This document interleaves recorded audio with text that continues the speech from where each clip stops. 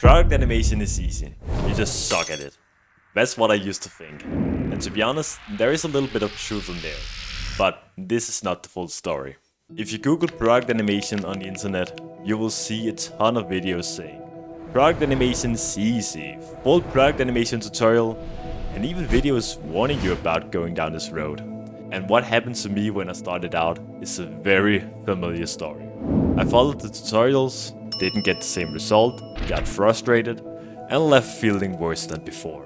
That is because, even though you can follow steps like a recipe book, you're not able to compete with a professional chef. That person have over the years developed a sense of detail that he or she can apply to their work. The exact same logic can be applied to product animation. You have to develop all these small skills through your own journey. That's actually why my product animation started getting better once I realized it's hard. I didn't yet have that creative judgment you only can develop by doing, not just consuming tutorials. And like driving a car, you can't explain how to do it. It's just pure muscle memory. But don't get me wrong, tutorials is a great way to learn. I myself actually is a huge fan of tutorials because it teaches you things in a totally new way. All I'm saying is just go into the tutorial with an open mind. Take what you can from the tutorial, but don't expect the result to be the same, because that's only setting yourself up for failure. But that's also what I believe is the beautiful part about skills. It can't be replicated. And to prove what I'm talking about, I made a challenge. I'm going to find 3 different products in my apartment to make 3 different product animations. One is easy, one is more difficult, and one is really hard. Here's the idea behind the challenge. When you're forced to model something you haven't really done before, it forces your brain to think in new ways with the skill set you have, how you actually can make this product animation. It also develops your critical thinking and gives a huge confidence boost because your expectations are low, so the result is going to be very good. So if you're ready, let's get this show on the road.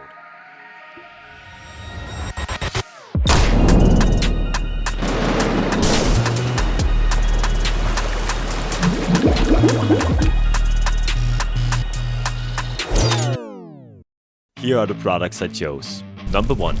This skincare product from The Ordinary. The form is a cylinder with a label attached. Difficulty, easy. Number 2. This mouthwash from Colgate. This product has more of an organic shape with a cylinder cap on top. Difficulty, medium. Number 3. These wireless earbuds from Jabra. These earbuds has a lot of detail and the case has an interesting form. Difficulty, hard. I added a box and converted it into a vertice. I drew a line and used the screw modifier and the subdivision surface to make the shape. Making the label was a bit more of a problem because the shrink wrap modifier didn't work and copying the vial and adding curved ends was not looking right. So I went with a curved circle and a curve modifier. Now, I couldn't find the Ordinary label on the internet, so I tried downloading GIMP and making my own label out of some pictures I found online. I still don't understand why I thought that would work, but I tried it and it didn't work. At last I got the idea of just ripping the label off the physical vial and laying it on my desk and take a picture of it. Couldn't have done that earlier. I hate you. I copied the vial and gave it a material so it matched the physical fluid in the vial. I set up some lighting, made an animation, and the first product animation was done. Now to level 2. I added a circle, scaled it up a bit, and extruded it out to make the form. I tried adding a cube and using the Boolean modifier to try making the tilted section. But yeah, about 20 seconds later, I realized how stupid that would look, so I used the cut tool to make the line, and for some reason, the knife tool doesn't cut all the way through, so I had to rotate around and connect the new cut to the old one. I made some manual geometry cleanup to make the texture not look too awful. And since the texture didn't cover around the bottle, I removed rotation from the bottle animation. I added a liquid plane to make a splash animation because it looks pretty cool. I also went with an HDRI to light the animation, just to try something new. I added some materials, made the liquid look like real mouthwash blue, because orange mouthwash looks disgusting, and the second product animation was done. Now to the final level. I started with extruding a circle, but restarted after 15 minutes because it looked awful. So I made the earbud form out of different circles and connected them together. It's the kind of workflow you see in CAD softwares like SolidWorks and Rhino, but you can also use it in Blender. I extruded the mesh to form the basic of the earbud. I made the case like I did with the mouthwash. A circle, scaled a bit up, and extruded up. I copied the case to make the foam and the lid. I added some materials for the case and earbuds and added the logo. By plugging the texture into the factory, I could change the colors because I was not able to find a better logo.